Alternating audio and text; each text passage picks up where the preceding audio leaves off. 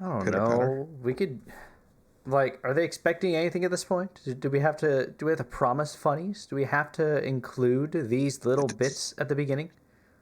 It doesn't have to be funny. It can be like like a film noir opening too. It could be tragic and depressing. If we could make it really sad. There's... Just pull a loss and start a story arc about a miscarriage in the middle of the season. Oh no! The double dip season no one was prepared for.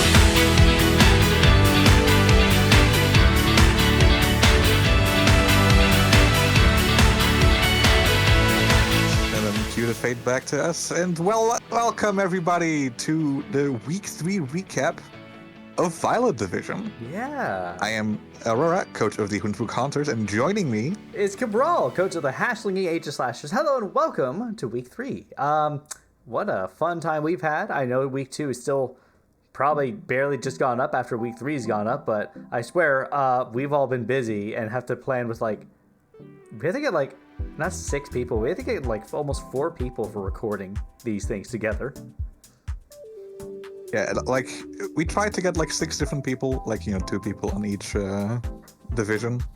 So we have to coordinate a fair bit. And then also we dump all that shit on Cabral too. Yeah, and then if I get busy one day, then guess what? That's one whole day of editing that can't happen. Yeah, and it's also not we know you to be a very you have a lot of off days and a lot of free time. We know that you're quite busy. Yeah. I'm surprisingly busy and not busy. But anyways, that's aside the point. We have some matches to look at for the Scarlet Division.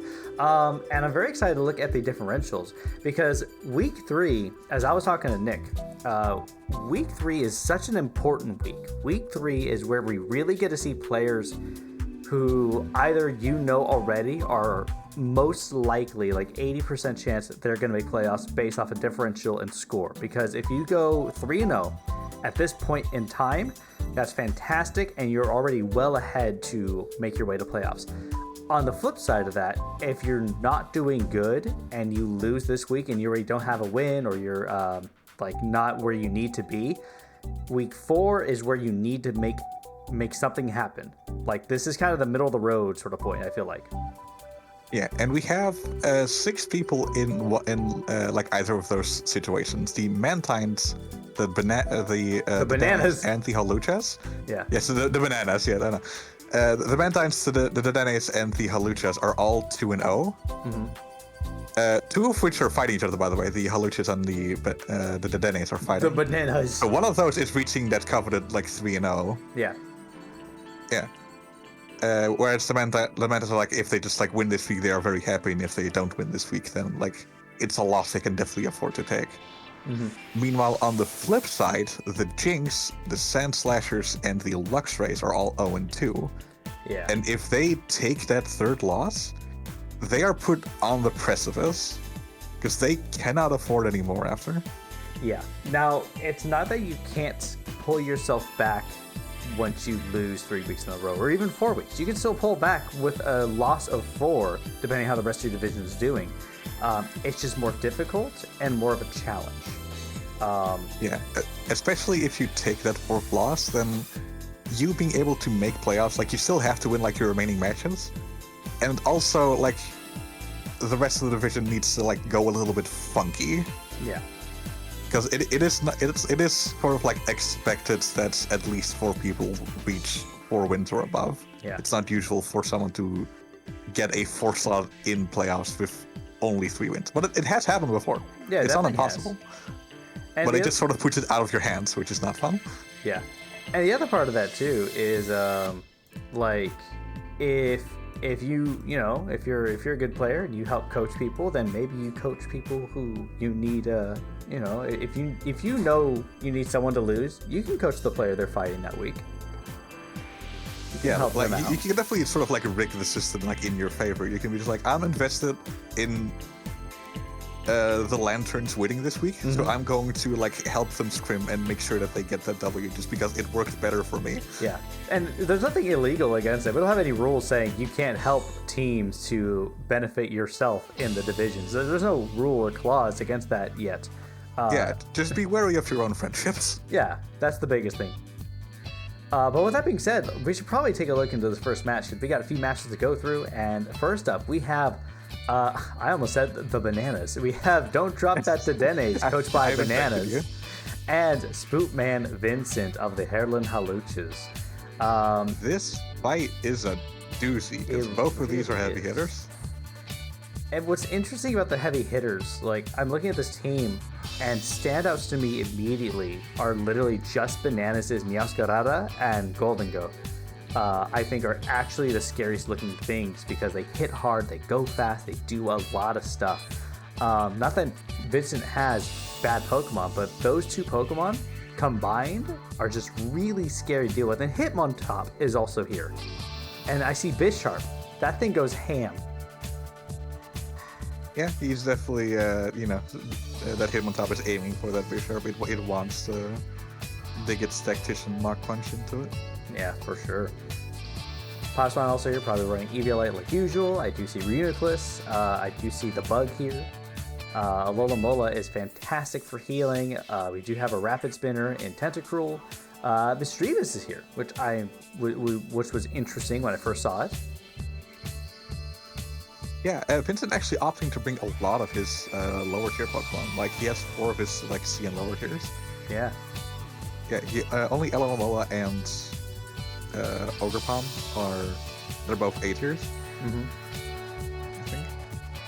I mean, that would. No, Alomomola is B tier. How the fuck did we put that thing in B tier? What the hell's going on with this? That's crazy.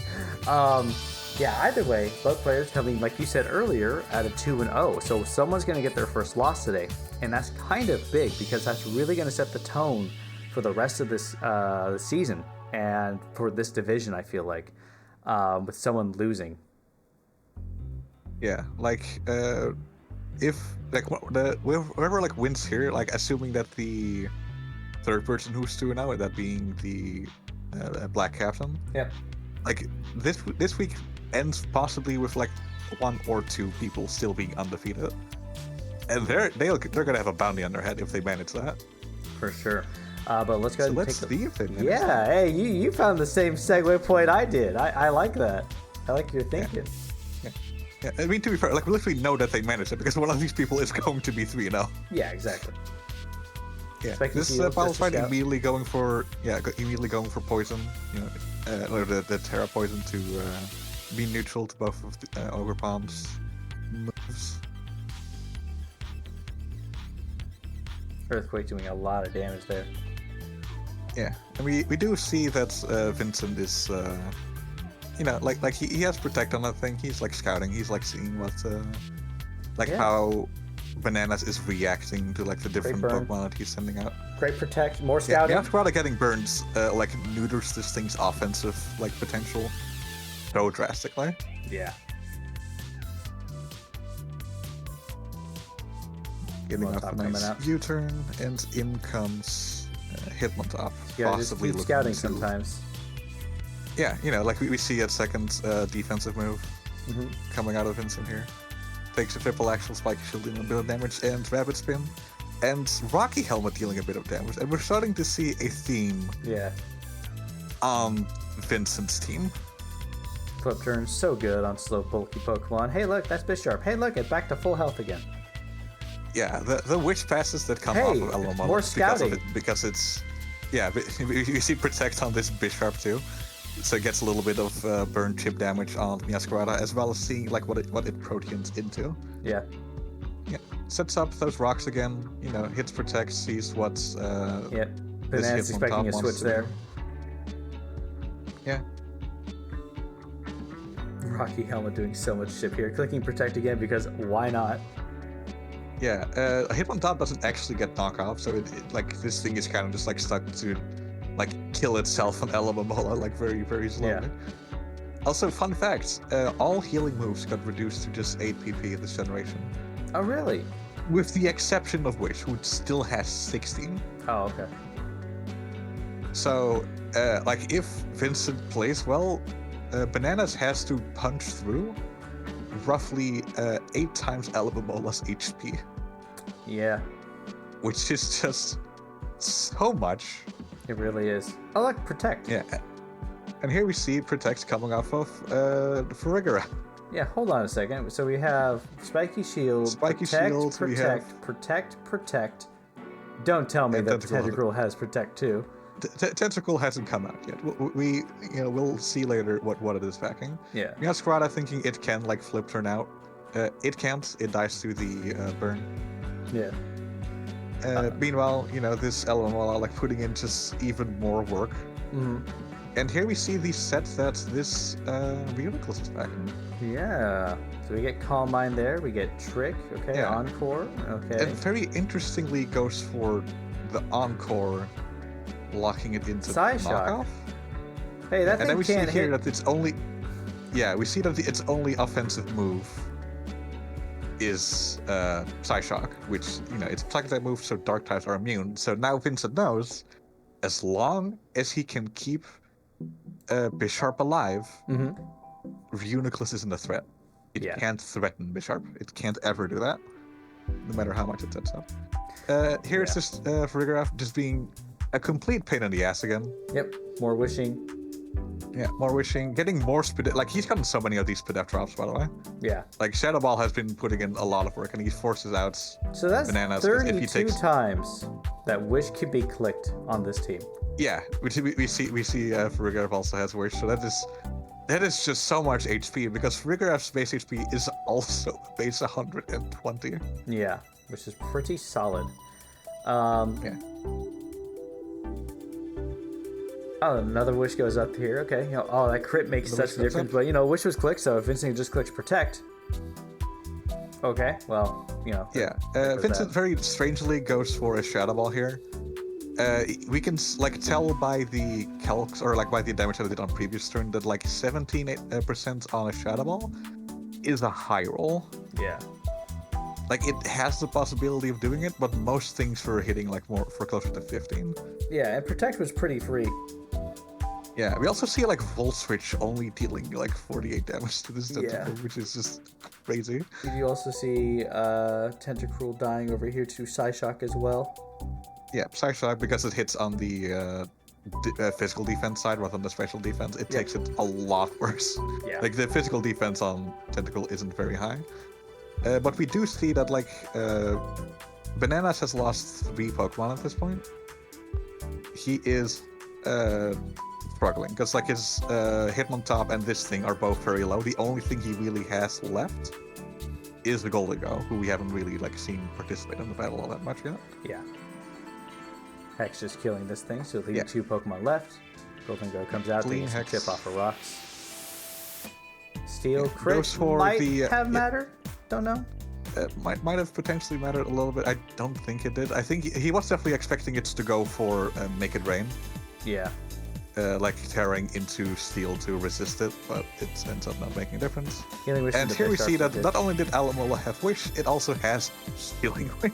Yeah, which was solid. This is just a very bulky team that is here to specifically whittle down so much of Bananas' team over time. Having all the protects, dealing little burns, a little bit of toxic, a little bit of rocks, and just clicking Protect and just wishing away. Literally just whittle the team down. It's a long fight, but it's one that Vincent played in order to ensure victory, which he just did, over Bananas, which puts Vincent, in first in this division so far. We'll have to see what happens with Black Captain's match. But yeah, I helped Vincent prep this week, and Vincent went through a bunch of iterations on a much more offensive version of his team. Yeah. And he just kept getting wiped over and over and over again. And eventually he mentioned, I've also made a meme team, which was this horrible Sully bullshit that you see now. Yeah. And as soon as he started, testing with that, it kept working. Yeah. He did have to, play it carefully, because losing 1 or 2 Pokemon before, the Pokemon that they're checking was taken care of. If Alamola died at any point, earlier doing this team falls apart really fast. Yeah. Just suddenly you're trying to outbulk with no offensive pressure on your own side, without any good reliable healing that Alamola is providing. And that's just the thing. Overall, Bananas has such oppressive offense with not a lot of Pokemon. Literally, Meowscarada and Golden Go have such oppressive offense, and they hit so hard that Thinkable too. That thing's base special attack is 145. Like that thing hits like a goddamn truck. Yeah, that's true. And that's just the thing is Vincent couldn't out offense those 3 Pokemon or a few others as well on Bonanza's team, and that's what made it so difficult. So why go offensive when bulk is a great way to go with a Alomomola and Farigiraf over here in the back, just supporting the rest of the Pokemon.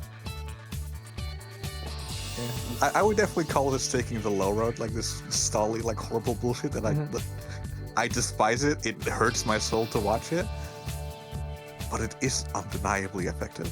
And the low road, if it leads to victory, it still goes to Rome. Yeah? No, for sure. A road is a road. Some are narrow, some are wide, some are full of thorns, and some are they have string cheese men lying at your feet. But with that being said, Vincent does secure the victory, and we're going to move on to our next team, if you'd like to introduce us. Yes, this team is Menma versus Jake, who is the Sanfran first versus the... You got this. Minnesota Jynx. The Minnesota Jynx. I don't know why that is like the one Minnesota / Minneapolis team name that just exits my mind over and over again. Well, it's crazy because that's the last one. It doesn't have alliteration. That's like the big part of it. It doesn't have alliteration. That's fair. Why is the Jynx? I don't know. It's based off the Minnesota Lynx, I think, which is an actual team. Okay, well, look, I'm not American. Yeah. That's fair. I will be racist, I'm sorry. You can be as racist as you want. Give me 1 second. Could you tell us some stuff about Team Preview? I'm going to close my door.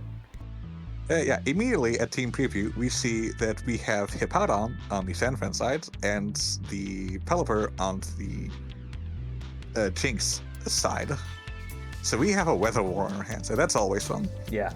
One thing they also both have they both have abusers for it. The Jynx leaning a bit more into the rain than the Furrets are leaning onto the sand, but like it's mostly just sort of like as a countermeasure to the rain. Yeah. The big problem that like this specific weather war has, and the reason that water or like that rain tends to be so good, is because sand mostly benefits rock and ground type Pokemon, who are weak to water. Yeah. Yeah, that makes sense. The same thing kind of happens like in Sun, because like it tends to be like fire types enjoying that the most, who are also weak to water, and even if it's the grass types abusing it, they're weak to ice, which almost every water Pokemon also has coverage from. They're also weak to fire too. But that being said, something I did notice as someone who helps Jake prep for matches, 1, I didn't help Jake prep this week. 2, that's the same team Jake used against Coda, I'm pretty sure. I'm like 100% sure. Yeah, which is a little bit unfortunate because, you know, every week does definitely like require a different set of tools to break apart. Unless you've drafted an incredible team. Like, it's definitely possible to just like have a team that is like where it's like top 6. It's so like oppressive and like works well together. But even if you build it as like a generalist team, it can just like go up against a lot of things. Yeah.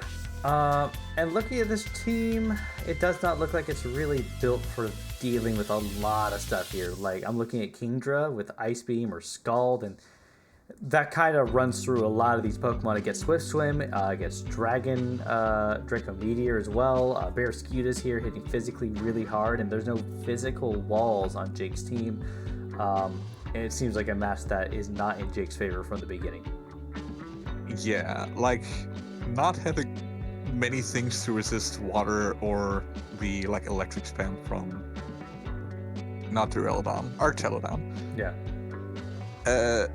You know, it definitely puts you on a back foot against a team that's already like Menma just has a very like oppressive team like in that regard. Like this rain offense core in Barraskewda, Archelodon, Pelipper, which like that's not even including an S tier, by the way. That is fucking insane. Yeah, no, it's really strong. It really is, but and like like it requires like respects to. Yeah, there's so many fast Pokemon here too. I'm just looking. Zarude is pretty fast. Barraskewda, of course. Kingdra, Swift Swim. And they also just hit so hard. It's very impressive. Even Cryogonals, no slouch. Oh, yeah. But with that being said, I think it's probably about time we get going on this fight and see how this all plays out. Yes, we see something funny immediately at the start. Hippowdon and Pelipper come out at the same time, both of which have weather-setting abilities.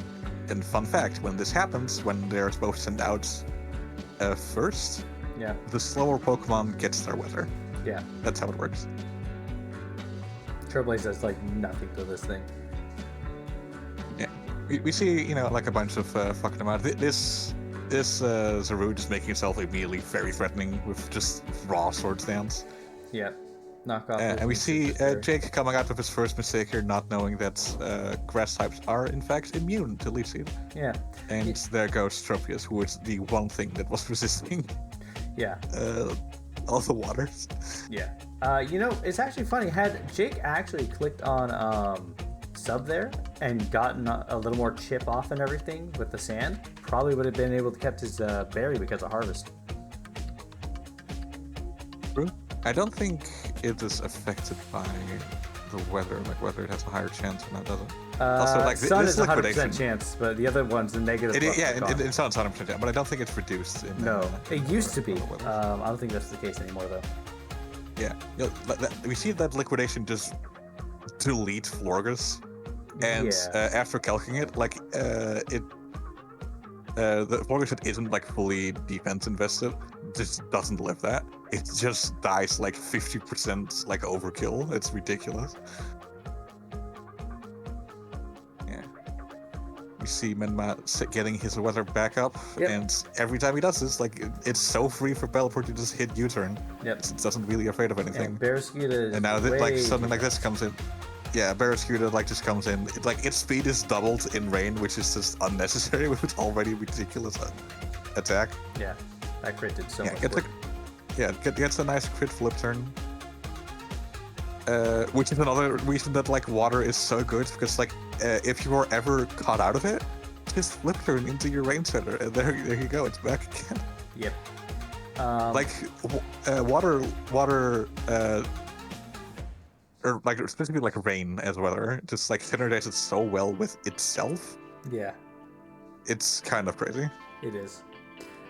It's actually a shame. A little earlier, Jake had an opportunity and could have sent in Deoxys Extreme Speed and probably gotten a kill or something earlier, because this is running Extreme Speed, as we can see here.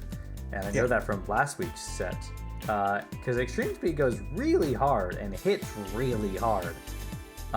Here we also see that it's banded, because the Barraskewda, like without bands, it just doesn't kill. Yeah. And it was sort of like expecting to outspeed, but since E-Speed has a higher priority, it has +2 priority. It out-prioritizes most priority things, which is funny. Yeah, we see Jake like picking up 2 more kills right at the end and brings it down to just a 3-0 instead of a 5-0. Yeah. Which, you know, is a lot better for his differential. Oh, for sure. It's actually kind of crazy. I'm kind of looking at this. Had this crit for E-Speed here, it killed this thing. Cryogonal dies to another E-Speed. I don't think Archelodon does, but like... Oh no, Archelodon, like... I think like the only thing Menma had to consider there is the Deoxys does get superpower. Yeah. But like if he had calcs on the Barraskewda, he could have figured out that the only way it dies is with choice bands, because he doesn't see Life Orb. You know for a fact that Barraskewda is also at half health. Yeah. I mean, yeah. Like E-Speeds does like 66 to 77, like with choice band. Oh, okay. That's crazy. Which That's all means it's doing? That feels so low. I mean, it's base 95 attack from the Deoxys on a base 80 move. That's true. Like even if Barraskewda is as frail as it is, like it's just like a low-powered move coming off of a low-powered thing. Like even with full investment and band, it just like it doesn't really get there. That's fair. Yeah, but I think Kingdra comes in, cleans it up, and that's it. Yeah, 3-0 for Menma. But I think from the beginning, just because of how Jake's team was. It wasn't built for this, and there was not much of a chance of really going that far, I feel like, with it, unless Jake played really well. Yeah, Jake, aside from just sort of like the few things that like he clicked because he didn't know better, namely the lead seed on the grass type Pokemon, I think he played like fine for the most part. Like he definitely, like he kept the Weather War like quite competitive. Like he got rid of it a lot of times and forced Menma to like set up his rain again, which again, it's not that hard to do for a rain team, but yeah, you know, it does sort of like kill momentum each time. Yeah, it really does. But with that being said, we should probably move on. We have other fights to look at, like Black Captain, coach of the Martian Mantines, versus Spood of, I almost said Double Spood's army, of the Southtown Sandslashers. You know, Spood's probably the general of Double Spood's army. You know what? That's fair. Actually, so like Black how Captain? does Dumbledore like relate to his army? Like what position does he hold in that? Probably like a colonel or something.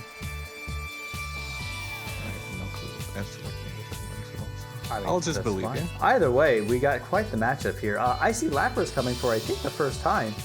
I do see Sylveon, I see Sawsbuck over there. I do see, of course, Iron Boulder, which has come pretty sure every week at this point. I mean, it's like so good that it really doesn't have a reason not to come. That's true. Like the combination of extremely high base speed and attack means like it doesn't even necessarily need the electric terrain to do what it wants to do. And having a fully accurate protects ignoring rock type move with stab and it's like again like base physical attack. It's really it just goes in so hard. Yeah, that's true. Yeah, and supported by Iron Crown too. Like this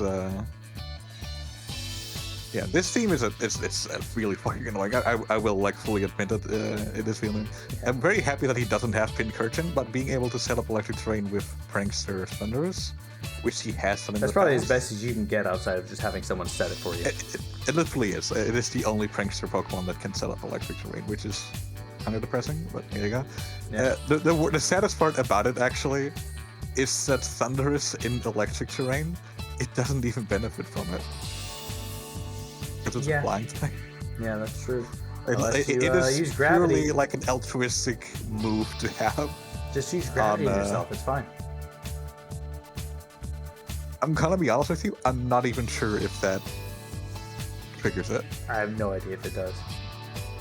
Isn't there an item, like an iron ball or something you can give yourself? Iron ball does remove immunities from levitates and flying, but again, like I don't know if that makes you count as grounded. That's something to look into, I feel like. I think you could probably check it by having a flying poison type with an iron ball come in on toxic spikes. Oh yeah. Because it would absorb them if it's grounded. And I'm not recommending for people to use this set, by the way. It was just a thought of like, oh, what if you use Iron Ball to force yourself onto the ground? Does that actually benefit? And yeah, and also there's a niche your own use speed. for Don't it. worry about that. Yeah. I mean, I've used Iron Ball before on like to try and counter trick from things. This is kind of funny. Yeah. But yeah. On the Spood side, we surprisingly don't see Walking Wake. No Walking Wake this time around. I think too worried about electric terrain with the scary Pokemon we have over here. Again, Iron Boulder just goes so hard. Iron Boulder does go very hard. The one thing that I find kind of interesting is that the future and past Paradox Pokemon, they can actually work together because one relies on weather and one relies on terrain, so they don't necessarily get in each other's way. Yeah.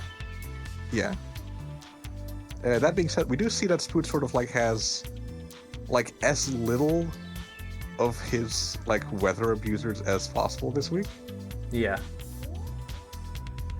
Like we do see Sandy Shocks here who like ground electric just is like a good type combination like offensively. It's also just I love the way that it looks. It has like little like hair. It has a little like strutting. Like it walks on those like the magnets that are pulling on like the Pharaoh sand. Yeah. It's really funny. I love this thing. It's hilarious. It's really good. I do see and Glaceon. we do see Glaceon. We also see Streamtail, who, while like yes, it is a Paradox Pokemon. Like it's definitely like the Paradox Pokemon that just like requires its thing like the least. Like it's not oriented to like sweep a team. It's more so just like a support Pokemon that can do quite well. And like Fairy and Psychic is just a good type combination to have. Mm-hmm. But yeah, I mean, there's really not much else to say. I do see Decidueye here. I do know Cody brought that for some other Pokemon that were also coming too. But I think there's nothing else to really say anymore, so we just gotta kind of jump in and watch this fight. Yeah. It is funny, because we sadly don't see the Decidueye off, because Black Captain does have the Hisui Decidueye, which is funnily enough countered by this Decidueye. Yeah, it is. I do see Sylveon. Glaceon gets sent in, because Glaceon surprisingly has like 110 special or defense and like 130 special defense. Yeah.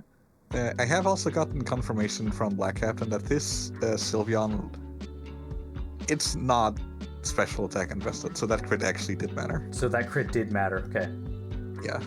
Yeah, because that was Cody's answer to this Sylveon, actually. Make it sleep and everything, and just kind of whittle it away with Glaceon or force a switch out, but now Black Captain just stayed in and just kept going for it. Yeah, Captain just sort of like waited out the sleep turns. It was like, I'm fine just sitting here waiting and not giving up my Calm Mind that I've set up. Yeah, see, we see Flamethrower because Spirit very much expected Black Captain to switch out there again, but that did not happen. Not just then, I think he expected Captain to switch 2 turns in a row. Yeah. Because we see him set up the Reflect first, despite the fact that he's like in against a special attacker. In fact, like a lot of Captain's team is special attackers. Yeah. But he was probably like expecting Boulder to try and come and like bust through this thing, which he just doesn't do. Yeah. And then he clicks Flamethrower, which again, like it doesn't hit the thing in front of it, and Captain just staying in mindlessly. It's working out well. Like it's working out perfectly fine for him. He does actually like increase the amount of damage he takes by giving the electric rain to the whatchamacallit, the magnet. Yeah. You know, I'm a little surprised. Here's the thing. I'm looking at the moveset for this. We get an unfortunate poison, but why didn't Orthworm come in on this thing? It's a good question. Because Orthworm deals with Sludge Wave fine and is running Grass now, which Orthworm's not going to care about. True. Yeah, we do also see Cody like trying to make some like unfortunate reads. Like he's trying to like get into his opponent's head and like read ahead, because Decidueye being Grass and Ghost, it kind of gets hard countered by this Sawsbuck, who is a normal type with the ability Stab Zipper. Yep. So he was very much expecting that thing to come in on the Decidueye to try and like force it out. Yeah, because we saw low kick. So he clicks low kick, ends up low kicking the Thunderous instead, which because it's not a priority move and Thunderous is faster, it gets up another Sludge Wave. Yeah. So it just takes like another like unnecessary hit, and after which it dies. Tossblock comes in for free, and now because it's faster, it doesn't need to think, it can just attack and kill. Yeah, and I think that was just kind of the downfall, is Cody kept expecting his opponent to do something that they didn't. For instance, just expecting a switch out. That really threw a wrench in a lot of Cody's teams. Obviously, there was luck involved. I think the poison was really unfortunate. I do think that had Black Captain sent in Sawsbuck when Cody thought it was going to be sent in, Cody had a really good chance of still winning that entire fight. Yeah, actually, like if that read was on point on Cody's end, suddenly he has a +2 attack Terra Ghost Decidueye, who probably can one-shot Iron Bolt. Probably has like some grass type coverage to get rid of Lapras, or like a low kick might even do it. Yeah. I'm not sure. For Spirit Shackle. I don't really know why you. Is it Spirit Shackle a move? Doesn't it get that or no? It is a move, but I don't think Cody has it on this. I don't see why he would run it on this rather. That's fair. Yeah, and then like low kick for this thing after hopefully like living it. Yeah. But Captain just opts to stay in, takes the hit, loses it, and Sawsbuck coming in not on a move and like not dying instantly like that is like his guaranteed sort of like counter to Decidueye. Yeah. And it's kind of like up in the air. Like, did he realize that if he had lost Sasquatch there, that he would have lost immediately, or was he just like fine sacking that Thunderous? Because it's sort of like often like, do you play for differential or do you play to guarantee your win? And Cody still did have 3 Pokemon on his side at that point. So I think sort of like playing it more safe like is a fair bet. It's not the thing Cody was hoping for, but it is a fair bet on. No, that's fair. On Captain's side, and he played well. Like, oh yeah, he didn't. Again, like he kind of just stayed in the whole time and just kept clicking like attacking moves. But sometimes you just gotta like brain off and attack into your opponent. Sometimes the game isn't that complicated. Yeah, and I think that's once you start getting more experience in the game, it gets dangerous because then you begin to expect your opponents to do a lot of switch-ins or a lot of this and a lot of that, and they just don't sometimes. I think when you fought Jake, for instance, the very first time Jake had his first season, because that was a 0-1 in your favor, but it was difficult for you to know what Jake was doing because Jake's never played before. You never knew what Jake was going to do. You don't have a read on the player. Jake doesn't have experience, so Jake's not going to do like switch-ins and calcs and this and that or whatever all the time. Yeah, very unpredictable. It's like in a match like against you and against like Claire. Like I can expect like people to try and like think a turn or two ahead. Yeah. Whereas like people that are sort of like in the more like middle area, like occasionally they'll like have an epiphany, think a couple of turns ahead, and like make incredible plays. And oftentimes, like because they had a sort of like a general understanding of like, oh, like this is just like the okay move to go into. Like they just click the most obvious move, and because you're expected them to think a step further than that. You click the wrong thing, and the obvious move ends up actually being the correct one. Yeah. And that happened here. Captain didn't need to think like 2 turns ahead. He sort of just like stayed in like the present, and he didn't need to be anywhere but the present. Yeah. Ended up working out just fine. For sure. But yeah, we do have one more match. Have one more match. Which is you've already spoiled it. I have already spoiled it. Well, for us, no. You have to remember they can't see it. They're looking at colors on the screen, what the team previews are and everything, with fun animations and screens spinning around. Yeah, like some lizard puts a lot of effort into that. I don't know who it is. I don't know who it is either. But with that being said, we do have Growan of the Lansdowne. What's up? Oh, you read the last one. I wanted to do the thing, but no, I read the last one. Your turn. Sorry. No, I did do the last one because I didn't know Mantines. Oh, yes. No, okay, it is my turn. We are professional here, I swear. We do have Growan of the Lansdowne Luxrays versus White Loaf of the Loafville Lanturns. Nick having a fantastic season so far. Growan is here having a season, first season ever, and is 0-2 at this point. Yeah, 0-2. Though has had like some like decent matches so far. Oh yeah. Growan's really picking this up and really kind of just coming to with it. And I think it's really difficult for new players when, one, the meta has changed a lot, even for people casually playing Pokemon. A lot of the moves, Pokemon, and this and that are really different. There's new items, there's new moves, new abilities, and it's hard to keep track of all that if you're just a casual Pokemon player, you know? Yeah, and also, like, Growan has fought the Hawluchas first, the Mantines second, and now Nick. He has not had like easy matchups so far. Like he's definitely like been put through the ringer in like his opening weeks, which he's got a good taste of what people are capable of around these parts. For sure.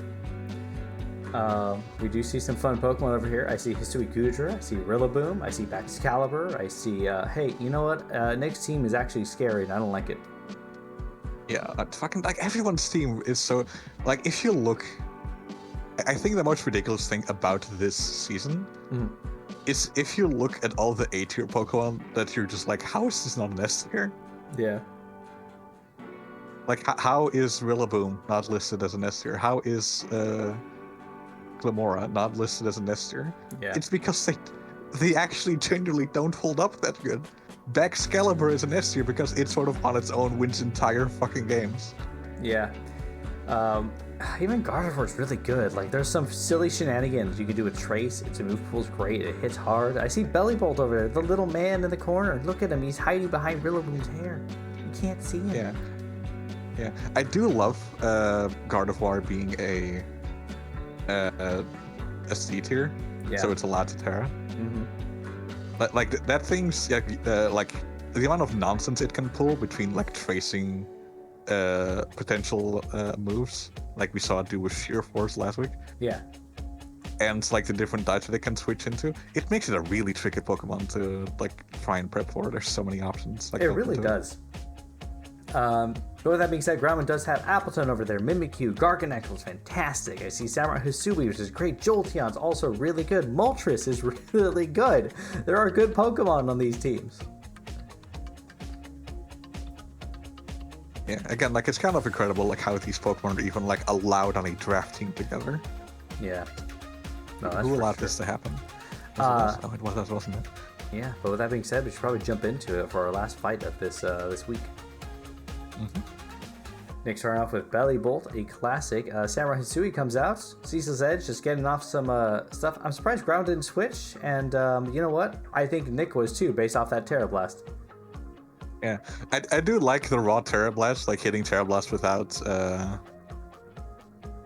swapping. Like probably expecting Ground to go into Jolteon and Volt Absorb. Yeah. I see Acid Armor come up. That's scary. I see Body Press. Acid Armor is an absolutely terrifying move, especially in combination with Body Press. And here we see Salt Cure not apply the Salt Cure status condition. Yeah. And that is because of Covert Cloak.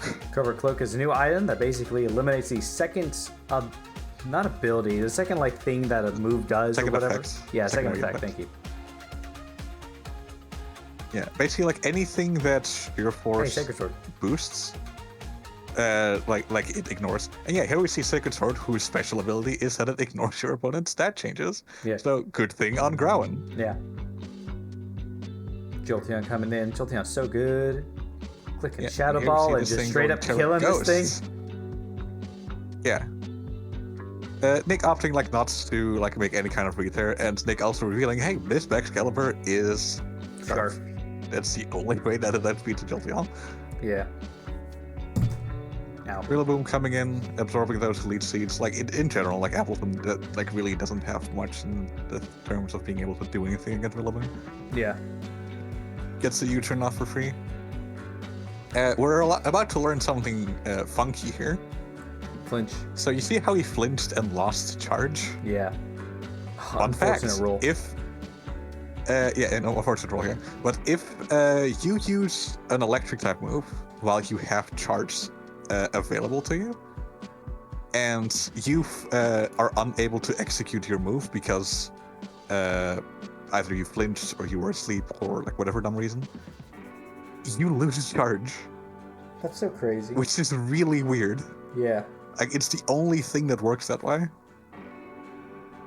Grassy Glide coming in. Coming in, like hitting Grassy Glides. Yeah, Shadow Sneak not able to do much at this point because it's so frail. Just takes damage. No, the only thing he really like has to go against this Rillaboom is this Appleton. Yeah. Because I think that Rillaboom pretty much has to be banded with the amount of damage that it's shooting out. Yeah. Yeah, and now Excalibur comes out, who with its super effective like 120 base power moves is able that it just can click for free. That thing got back like 24% of its HP, by the way, in a single turn. Yeah, like despite how thick Appleton looks, like its HP actually isn't that high. It's like I think base 80 or 90, not even. I think it's base 80. And Grassy Glide just... it is. It's base 110, actually. Oh, never mind. That's fine. Good thing we're checking ourselves and not just misquoting everything. Excalibur just has base 115 HP. What the fuck? That's crazy. Nick does take home the victory, though, with that. Grassy Glide just coming in and finishing off Garganacl, and nothing much that it could do at that point. Yeah, even with the nerf to Drastic Light that came this generation, it might even... No, I think it's this generation, because it only like came in last generation. Yeah. Yeah, its base power has been lowered, and despite that, it still hits as hard as you see it do here. Oh, it is like a banded attack. like max attack Rillaboom, but Yeah. like it's still just really good. Gets boosted by the by the grassy terrain. Gets boosted by being stab. Yeah. It just hits really really hard. Mm-hmm. But with and that gets being... that priority. Yeah, sorry. I feel like we're talking over each other a lot today. It's fine, you know, like we both just pretend the other isn't here. You know what? That's completely fair. With that being said, we do have some stats to look at for week 3. In Scarlet Division, why don't you take the top half? I'll take the bottom half. Yeah, in the top half we have the Martian Mantines at 3-0 with 11 differential, the Heerlen Hawluchas at 3-0 with 7 differential, the Loafville Lanturns going 2-1 with 4 differential, and the Don't Drop That Dedennes going 2-4 also with 4 differentials that are tied right now. Yeah. And in the bottom half, we do have the Minnesota Jynx at a 1-2 -2, the San Fran Furrets at a 1-2 -4, the Southtown Sandslashers at an 0-3 -9, and the Lansdowne Luxrays at an 0-3 -11. And it's kind of crazy because those aren't the lowest negatives actually in the division. We do have two other players that are tied for 0-3 -14 in Teal and Violet. Be sure to go check out those videos to find out more about that. But yeah, that's where we're standing, and we do have 2 undefeated players currently in Scarlet going into week 4. And I'm very curious to see where that goes. We also have one of the last ties here, or like opposites, I'll say, like with Martian Mantines an 0-3 -11 and the Lansdowne Luxrays an 0-3 -11. So they're both 11-11. Arguably the San Fran Furrets being 1-2 at -4, which kind of mirrors the Lanturns and the Dedennes. That's true. That does kind of mirror there, but it's not as much of a mirror, I feel like, because it doesn't like match. I guess. I don't know. Maybe it does. I want to check one thing real quick. I want to know if the Dedennes and the Lanturns have fought. Have they? No, they haven't. Okay. So they're just full on tied right now. They don't have a tiebreaker between them. Okay. Gotcha. Or a head-to-head, rather. Yeah, no head-to-head yet. Well, makes sense. Well, we'll get there, but not this next week. But next week, I think we got some fun matches coming up this next week in week 4. What matches do we have coming up for next week? Next week, I do know we do have the Lansdowne Luxrays versus the Don't Drop That Dedennes. I know we have the San Fran Furrets versus the Heerlen Hawluchas. We have the Loafville Lanturns going versus the Martian Mantines. Yep. And the Sandslashers going versus the Minnesota Jynx. Yeah. There's still, like week 3 is the last week before people start being like, locked in for playoffs. So who knows? Like 4 weeks from now, like you might see both the Mantines and the Hawluchas at 3 and 4, which I can tell you right now that won't be the case because they have to fight each other still. But yeah. So basically, like one of them is actually already like pretty much guaranteed playoffs. It's just a matter of like which one, because they have to fight each other. Yeah, and that's what we gotta wait and see. Because again, week 4 and even week 5, like I hyped up the importance of week 3, and I think it is really important. But 4 and 5 will determine your playoffs eligibility. 5 always has potential, and 4 though is really the middle of the road where it divides the actual sides in half. And there's still chances to squeak by as the weeks go on, but usually people are getting settled where they kind of are.